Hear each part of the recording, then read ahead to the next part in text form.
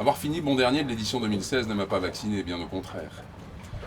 J'ai participé à de nombreuses courses, des sévères sous toutes les latitudes, mais le Vendée Globe est insurpassable. Je n'aurais jamais cru que l'on pouvait voyager si loin au fond de soi-même. J'ai envie de rempiler, j'ai besoin de rempiler. Vous savez quoi, maman ? Je viens de trouver le nom de mon bateau, et par la même occasion la raison de ma présence cette année sur la ligne de départ. Mieux vaut tard que jamais, mon fils. Il va s'appeler Merci. C'est quoi comme marque ? Ce n'est pas une marque, mais un clin d'œil à tous ces anonymes qui se sont reconnus en moi et m'ont donné la force de boucler mon premier tour du monde. Pourquoi ne pas leur dédier ma nouvelle aventure ? Merci les amis. Merci pour tout.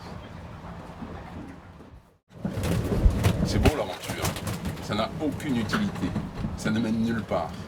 Si ce n'est à côtoyer la pureté et l'innocence des premiers jours du monde. Le genre de voyage qui compte double lorsque, à 56 ans, on porte encore en soi la marque des brimades et des coups reçus durant l'enfance.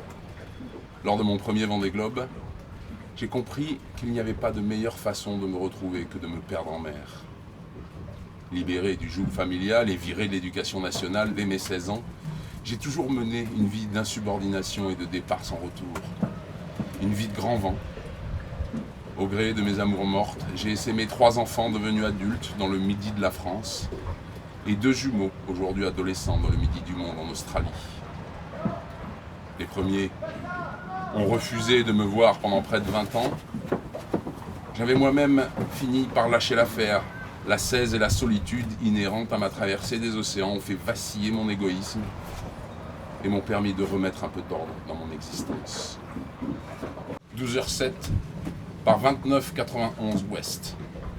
J'ai respecté la tradition en me rasant la tête pour faire une offrande à Neptune. Et comme je n'avais pas envie de faire plus longtemps comme les autres, j'ai enregistré un slam décapant sur les sortilèges du poteau noir, où il est question des armateurs qui se délestent de leurs containers afin d'accélérer la course aux folles de leurs cargos comme les négriers jadis alléger leurs vaisseaux en jetant les esclaves à la mer. Ce ne sont que quelques vers déclamés d'une voix de basse, mais ça me rappelle les années de chorale où je rêvais en ténor sans que mon père, virtuose, daigne y prêter une oreille. Le poteau noir, tu as connu ? Passer l'esclave par-dessus bord. La honte nous est revenue. Quand le gros temps est le plus fort.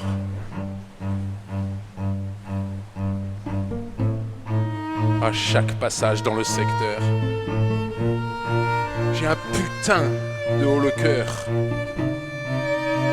Monsieur l'arnaqueur, armateur, jetant pareil tes conteneurs. Je ne force personne à écouter, hein. Et tant pis si les ayatollahs de la course au large trouvent ça nul ou si ça les défrise. Ou tant mieux, je ne suis riche que de ma folie. L'ascension s'est déroulée à la perfection. Je me suis assuré avec une corde fixe et j'ai progressé debout du côté de la toile, les jambes bien écartées pour amortir les secousses.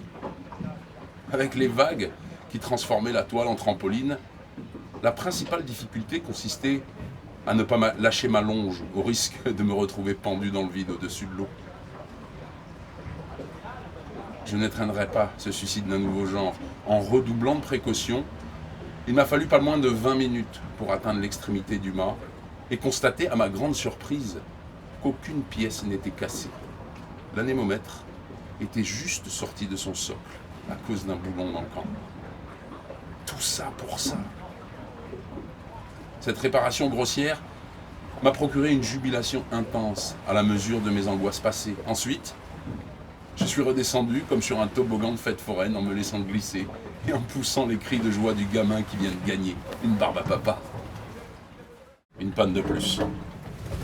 À quand remonter la dernière tuile ? 5 ou 6 jours ? La pompe du vérin a lâché. Merci est parti à la renverse comme s'il allait faire un tonneau. Et moi, je me suis retrouvé les 4 fers en l'air. Le mât couché dans l'eau, j'ai dû me hisser sur le pont grimpant tel un alpiniste pour larguer les écoutes et ainsi remettre le bateau d'aplomb.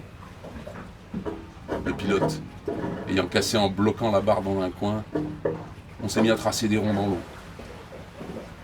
Il m'a fallu réduire la voilure au minimum et installer le tourmentin à l'envers pour que mon compagnon cesse de tourner sur lui-même. Ensuite, je l'ai laissé dériver une bonne partie de la journée, le temps de solutionner cette énième panne à la lumière de ma lampe. Moralement, je commence à être aussi atteint que le centre névralgique de mon bateau. J'ai passé quasiment toute la journée à l'arrêt. Hier, le vent avait forci au-dessus de 30 nœuds, des creux de 4 mètres déformaient l'océan. Les safrans criaient grâce. Et aujourd'hui, aux premières lueurs de la matinée, la pompe du pilote a encore lâché. De nouveau, j'ai bousillé un ressort. Mais comment est-ce possible ? De toute ma vie de marin, je n'ai jamais eu besoin de changer un ressort défectueux de pilote automatique. J'ignorais même jusqu'à leur existence. Et là, ils me pètent dans les mains les uns après les autres. Il ne me reste plus que 2 en magasin. Et j'ai devant moi l'immensité du Pacifique. Plus de 7000 bornes jusqu'au Cap Horn. J'ai beau être un instinctif qui tranche les débats comme on tranche les amarres, d'un coup sec. Cette fois, je cogite.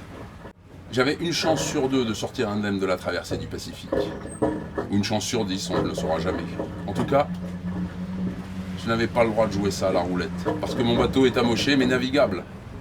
Parce que je m'étais juré d'aller au bout du bout. Mais j'y suis au terminus. Ce sera la Nouvelle-Zélande. Enfin, si les autorités locales veulent bien me prêter un bout de ponton, parce que le pays est coupé du monde.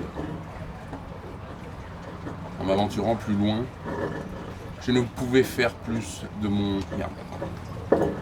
Je ne pouvais faire plus de mon quoi ? De mon défi. Ah oui. En m'aventurant plus loin, je ne pouvais faire plus de mon défi une simple affaire personnelle. Le risque de me faire mal et surtout de faire mal aux autres était démesuré. Un accident au milieu du Pacifique aurait mobilisé trop de moyens et surtout trop de vies humaines pour venir me sauver la peau. Je veux bien qu'on me prenne pour un charlot, pas pour un danger public. Il faut que ça se termine. Humblement, proprement, sans balise de détresse, ni gros titre dans la presse. À défaut de me conduire jusqu'à destination, mon périple m'a mené à l'essence même de l'homme que je suis. Je n'ai pas utilisé beaucoup de savon et pourtant, j'ai le sentiment d'avoir décapé tout mon être. L'isolement forcé, l'âpreté de la lutte et les illusions perdues ont fait tomber mon égoïsme et mes humeurs de vieil enfant comme autant de peau morte. L'idée d'un tour du monde est derrière moi, pourtant, le voyage est encore long. C'est tout ce qui importe à mon âme vagabonde. Je ne saurai jamais si j'ai abandonné le Vendée Globe ou si c'est le Vendée Globe qui m'a abandonné. Quelle importance au fond. À mon arrivée en Nouvelle-Zélande, je n'ai pas pris une seconde pour m'apitoyer sur ma déroute. J'ai sorti mes outils. Je me suis attelé à la tâche dès le premier jour. Je ne souhaitais pas forcément rallier les Sables d'Olonne. Je voulais juste reprendre en main la barre de mon destin.